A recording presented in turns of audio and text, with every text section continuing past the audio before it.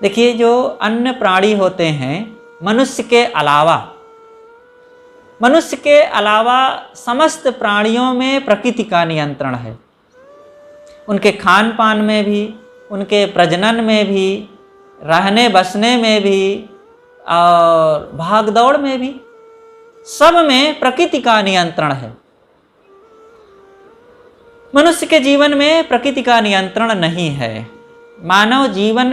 मानव तन में मन की यहाँ विशेषता है। और किसी विद्वान ने कहा है, मनो मनुष्याणाम कारणम बंध मोक्षयो। मन ही मनुष्य के बंधन और मोक्ष का कारण है।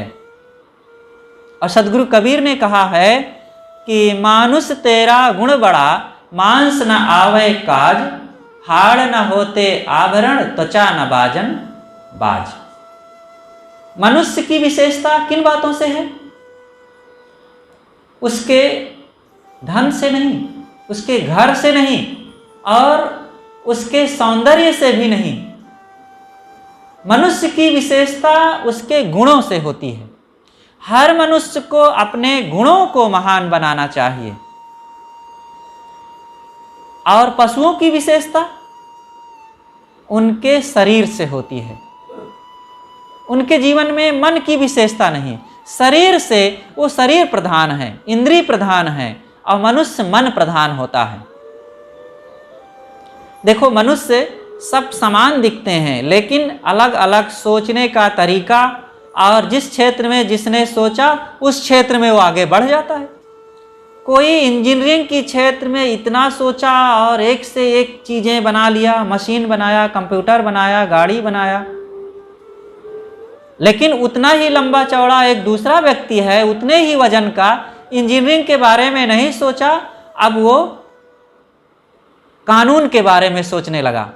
और कानून के बारे में वकालत और जजमेंट देना, और भी तमाम उसके बारे में इतना नियम कानून बने हैं कि बड़ी बड़ी पोथियां बनी हैं। जाकर के कोर्ट कचहरियों में देखिए, कानून की कितनी सारी पुस्तकें हैं।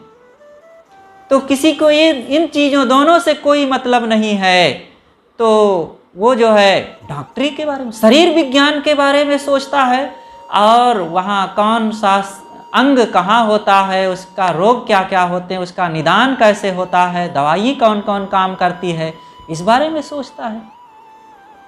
तो और दूसरे लोग हैं तो भौतिक विज्ञान के बारे में, रसायन विज्ञान, इतिहास, भूगोल, गणित और पृथ्वी के बारे में, ग्रह नक्षत्रों के बारे में सोचते हैं। देखो, मनुष्य वही होता है, उसके हाथ पैर आँख नाक कान भी वही, खान पान भी वही, लेकिन सोचने का तरीका अलग अलग होने से अलग अलग क्षेत्रों में कितना वार पार कर डालते हैं।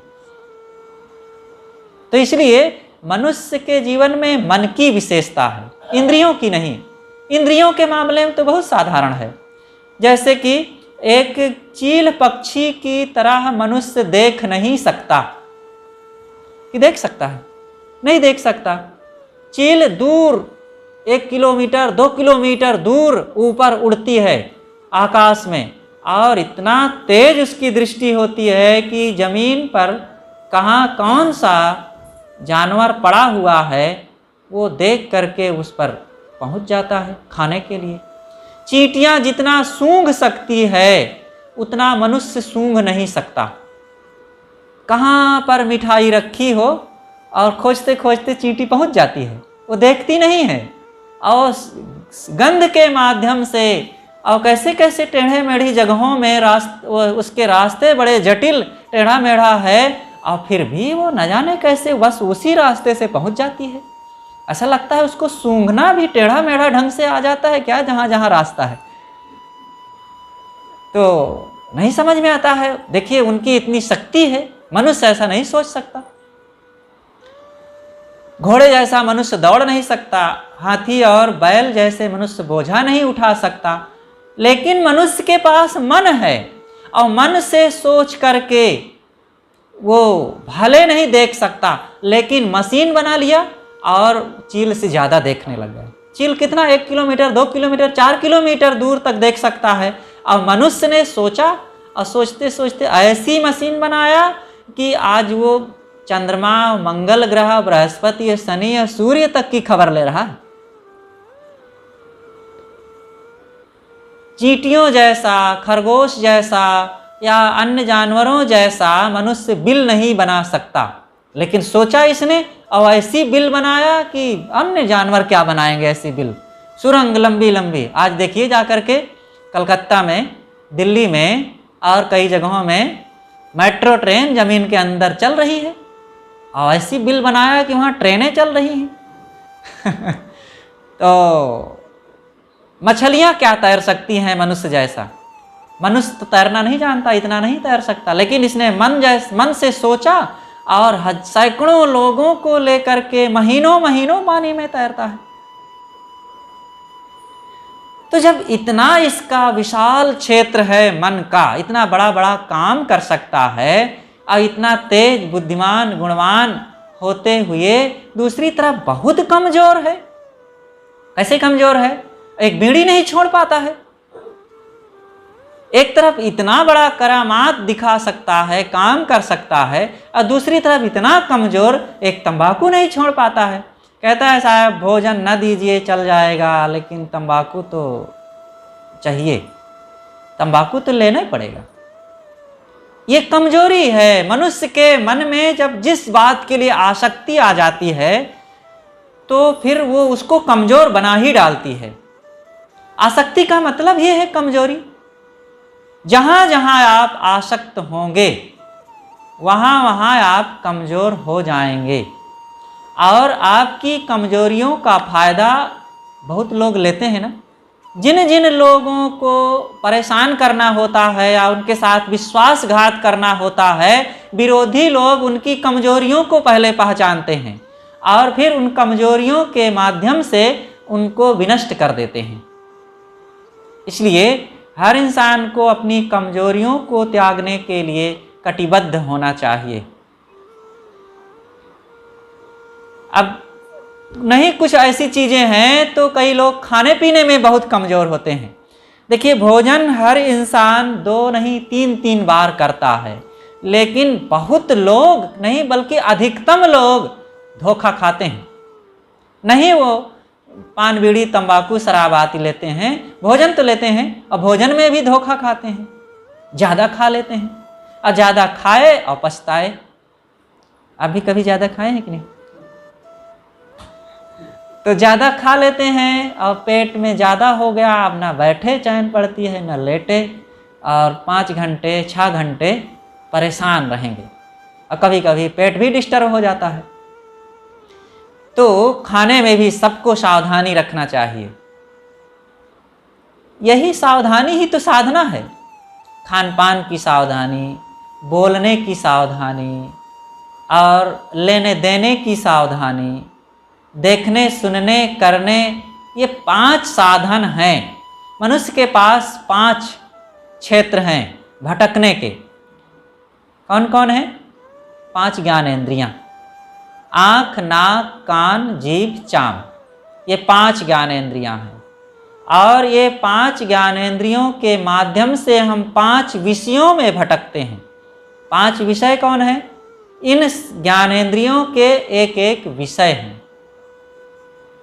शब्द, स्पर्श, रूप, रस, गंध। आँख का रूप, कान का शब्द, त्वचा का स्पर्श, नाक की गंध और जीभ का रस। और इन में जब हम आसक्ति बना लेते हैं तब अन्यथा करने लगते हैं। इसलिए कहीं भी इन बातों में कमजोरी नहीं अपनानी चाहिए। खाने पीने को ही मैं चर्चा जो किया अभी, इतना लापरवाही। एक सज्जन थे, गुरुदेव जी के पास आए और गुरुदेव जी ने कहा कि भोजन हो गया? पंडित जी रहे। कहा पंडित जी भोजन हो गया? कहा क्या भोजन हो गया, आगे घी न पाछे दही, कौन हाल भोजन की कही। मतलब घी बड़े हो गए, दही बड़े हो गए, आप छोटे हो गए। घी नहीं मिला इसलिए भोजन में आनंद ही नहीं आया। एक दूसरे सज्जन मिले तो वे आए और गुरुजी के कमरे में लेट गए। गुरुजी ने कहा यहाँ क्यों लेट गए? तो कहे क्या कहें साहब, भोजन ज़्यादा खा लिए हैं, बैठा नहीं जाता है। कहे क्यों ज़्यादा खा लिए? कहें क्या करें साहब, बहुत अच्छा लगा, खा लिए। अब खा लिए ज़्यादा, अब परेशान हैं, अब चैन नहीं पड़ रही है, बैठ नहीं पा रहे हैं। तो ये बहुत लापरवाही। गुरुजी कलकत्ता में थे, एक फौजी रहे, वो परिचित रहे। तो गुरुदेव जी ने उनसे पूछा कि यहाँ रहते हो, पंजाब के थे, कलकत्ता में फौज में थे, ड्यूटी करते थे। तो पूछा कि यहाँ दिक्कत होती होगी खाने पीने रहने में। क्या नहीं साहब, कोई दिक्कत नहीं, एक टीना घी खरीद लेता हूँ और चल जाता है महीना भर। अब वो बताना चाहे कि मैं इतना घी खाता हूँ, और बड़े खब्बू रहे, सचमुच बड़े खब्बू थे, लेकिन अब खाने में इतना अति कर रहे थे कि फिर एक बार नवासी के हरिद्वार कुंभ मेले में मिले गुरुजी से। साधु हो गए थे तब तक, सन्यासी। गुरुजी से भी मिलते जुलते रहे और गुरुजी को गुरु रूप भी मानते थे। गुरुजी की जयंती मनाना उन्होंने ही इलाहाबाद में सबसे पहले शुरू किया था। उन्होंने पैसा भेजना शुरू किया था। तो बड़े प्यारे थे, निकट के हो गए थे। तो जब हरिद्वार कुंभ मेला में सन 89 में मिले तो गुरुदेव जी ने पूछा उनसे कि जलपान कुछ हुआ? कि हाँ साहब, 1.5 किलो दही खा लिया हूँ। तो बड़ा आश्चर्य लगा, गुरुजी तू क्या बोलता रहता है, 1.5 किलो दही, जलपान में इतना दही कहीं लेना चाहिए? कह नहीं साहब, कोई फर्क नहीं पड़ता है, सब हजम हो जाता है। थे भी वे थोड़ा मोटे और हेल्दी, बड़ी तोंद वाले। तो गुरुजी भी चुप हो गए। फिर वे काफ़ी दिनों के बाद मिले, और भी मिले थे, हम थे उस समय। तो जब मिले, आए, बंदगी किए, गुरुजी नज़र उठा करके देखे, जब पहचान नहीं पाए अचानक, तब फिर ध्यान दिए तो पहचाने। कह रहे धीरेन्द्र, तुम धीरेन्द्र हो, क्या हो गया तुम्हें? तब कहे गुरुजी आप जो कहते हैं वही सच है, मैंने खाने में बहुत अति किया और अब डॉक्टर ने मना कर दिया है कि केवल उबली सब्जी और सूखी रोटी खाना और कुछ मत खाना, नहीं तो बस 1 सप्ताह में चल बसोगे। तो इतनी लापरवाहियाँ खाने पीने में भी होती है। सादा सहज रहो। और बहुत भारतवासी लोगों को तो मिर्चा मसाला ना मिले तो उनका भोजन ही नहीं बनता, तेज तलक। और कुछ ऐसे प्रदेश हैं, कुछ ऐसे लोग हैं कि जिनका भोजन तो मुख में रखो, जीभ ऐंठ न जाए जब तक, तब तक वो सब्जी नहीं।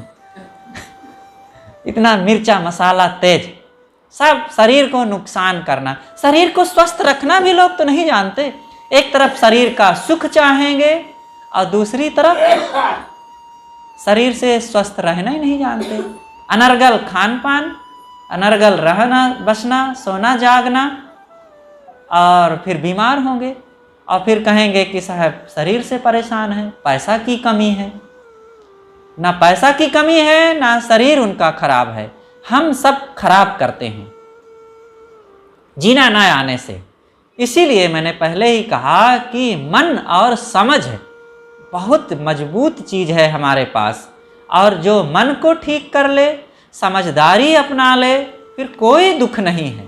सारा दुख हमारी बेसमझी का होता है। समझदारी ना रखे, बोलते बतलाते ना बना, पति पत्नी में कलह हो गया, पिता पुत्र में झगड़ा हो गया, सास बहू में कहा सुनी हो गई, भाई भाई में मनमुटाव हो गया। क्यों हो गया? बस कहते सुनते ना बना। ऐसा दुख नहीं है कहीं कि खाने को वहाँ नहीं मिल रहा है, पहनने के लिए नहीं है, घर में रहने के लिए जगह नहीं है भाई, इसलिए दुख है। ऐसा कहाँ होता है। खूब लोगों के पास कपड़े हैं, खाने को है, बड़े बड़े घर हैं, लेकिन दुख वैसे ही बना हुआ है। इसलिए हम सब लोगों को समझदारी अपना करके और अच्छे विचार अपना करके जीवन को हमें खुशहाल बनाने का काम करना चाहिए। अन्यथा सोच, अन्यथा विचार, अन्यथा कर्म हमें दुखी बनाते हैं। इसलिए हम सबको अच्छे विचार अपना करके, अच्छे कर्म अपना करके आत्मसंयमी बनना चाहिए। अपनी बातें यहीं पर मैं समाप्त करता हूँ। बोलिए सद्गुरु देव की जय।